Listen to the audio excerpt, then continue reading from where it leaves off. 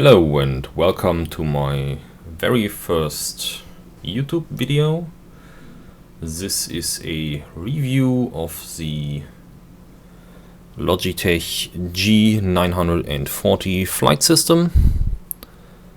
This video is dated on the 4th March of 2012. At this time, the Logitech 940 is the only real force feedback joystick on the market that I know of.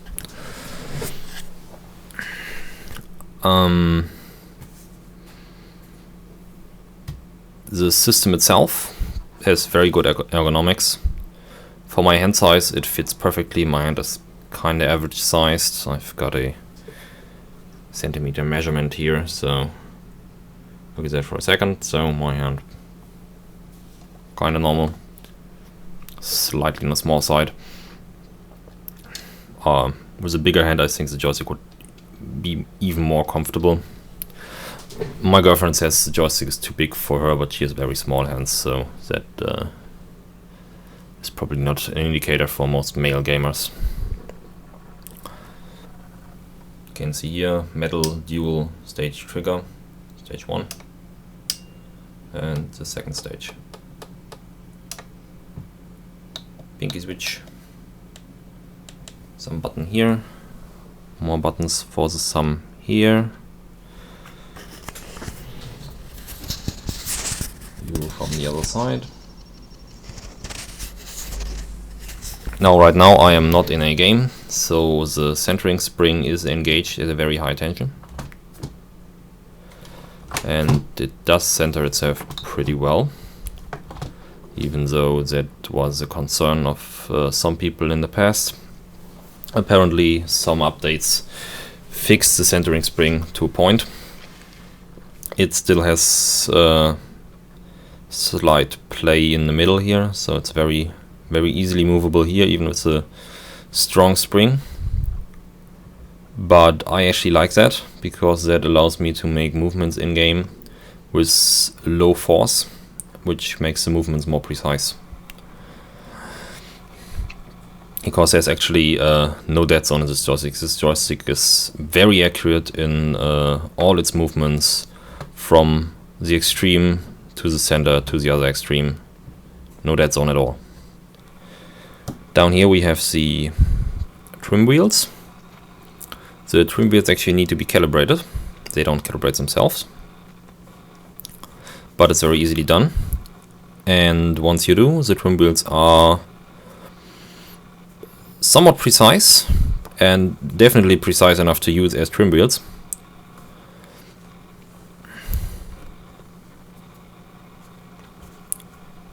I really like this joystick, I have to say, even though you can hear right now this noise.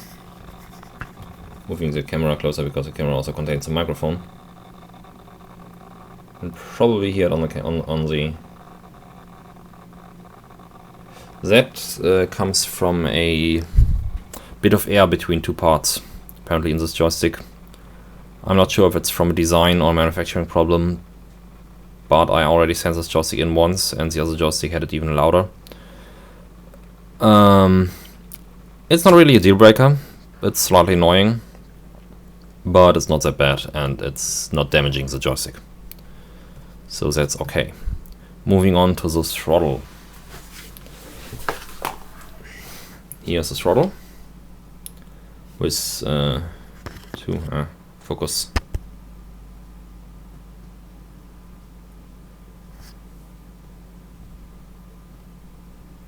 So the camera won't focus right now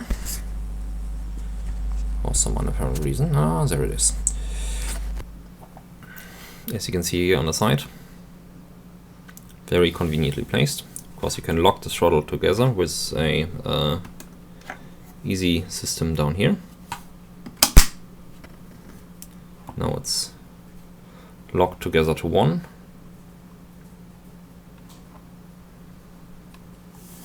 I actually like to, even when I use only 1, to unlock them. Move them more like this. View inside the split point. Here You can see everything here is very easily reachable. Rotary here. 2 buttons, 2 4-way head switches. The mode switch button is actually placed on the throttle. And back here 2 more buttons and another rotary that I am using for my prop pitch. And it works very well for that. Also, it sometimes doesn't go back up to 100 but only to 99. But that's fine. That doesn't actually change anything in game. You don't notice the 1%.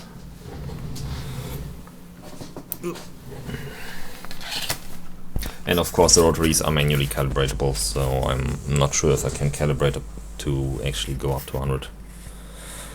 The buttons down here can somehow change colors, but only by software input from a gaming software, as far as Logitech tells us, so there's no way for you to actually change the colors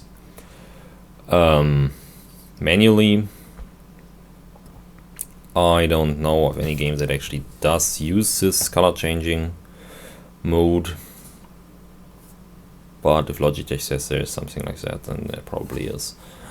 I actually labeled these buttons with extra labels. It's pretty easily done because you can just pull off this plastic cap here. Well, actually it's stuck pretty good.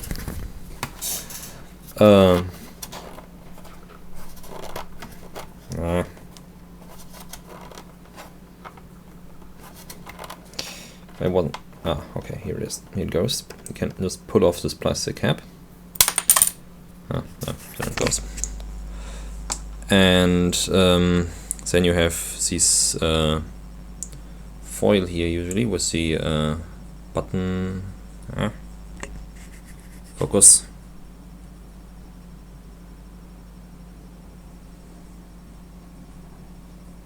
Well, there's a foil in here. It says P4 for the push button 4 on this thing, and I just put a little piece of paper over that, which in this case says engine, and you put that inside this plastic cap. The foil is actually on there to start with, and the pieces of papers are pre-cut for you and in the joystick package.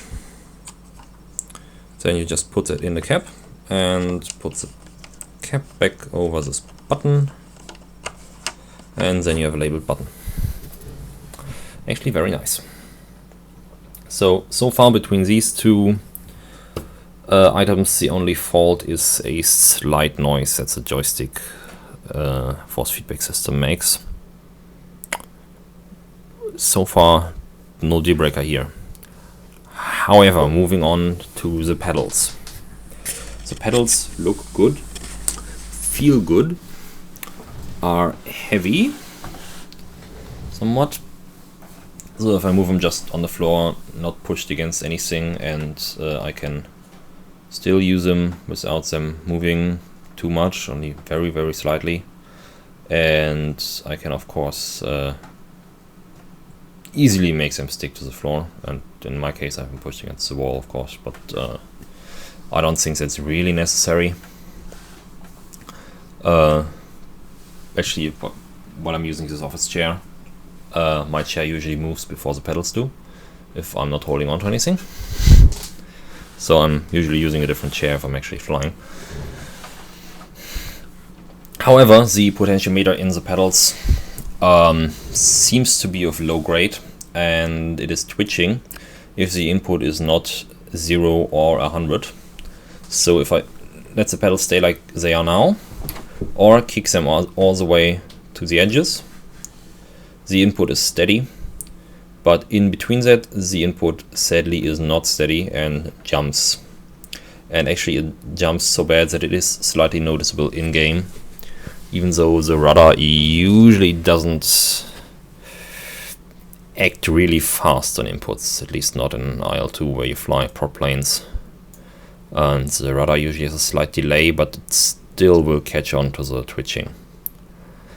To show you that it's actually not that visible in the Logitech provided software, So to show you that, I'll start the game and show you the calibration menu. I hope the camera will get that.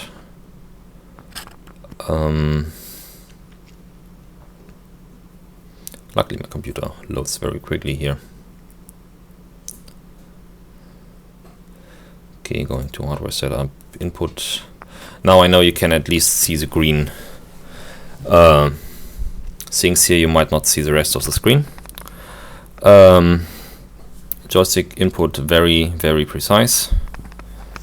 To the side is my prop pitch input with the rotary, and down there, the lowest one, here's the rotary. Here down here is the pedal input, which is steady right now in the middle, and is also steady at the edges. But if I move it right here, it should start to twitch.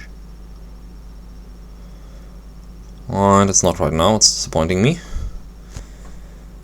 It sometimes goes a few minutes without twitching for some unapparent reason, but usually it starts to twitch pretty heavily.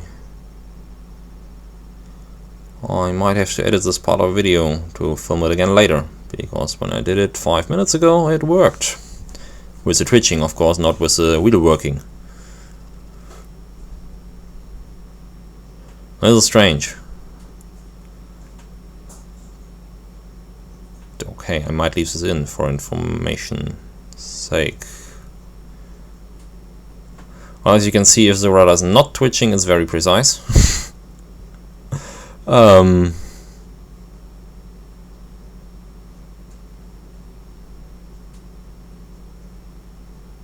Okay, I'm almost disappointed that I cannot show you the fault here.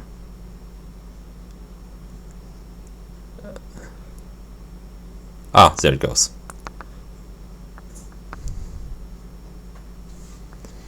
You see it slightly jumping. I'm not actually moving the rudder right now. Well,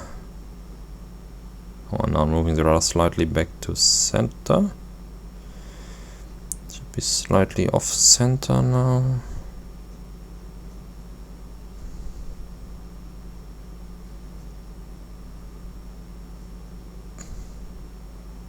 No, it's right now not twitching. Actually, that was movement from my feet. Trying to find the... No, it's not twitching for now. So apparently I have no idea when that happens, but it mostly happens for me. So I'm actually surprised that it doesn't right now. Maybe Logitech detects video software.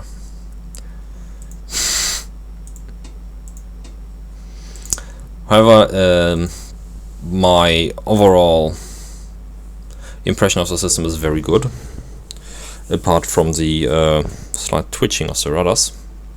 Actually, notable twitching of the rudders. So, yeah. I am hard pressed to find a joystick with a similar, well-designed button layout. The button layout is what got me on this joystick, because it's amazing, in my opinion. And I have a lot of fun playing with this. It actually increased my accuracy over my old Thrustmaster T-Flight Hotas X, which is of course a kind of cheap joystick, so no wonder there. I hope this video gave you some information that you wanted, and if not, well, thanks for watching anyway. And I might be doing some videos in some other time again, but for now this will be my only video. Okay, see ya.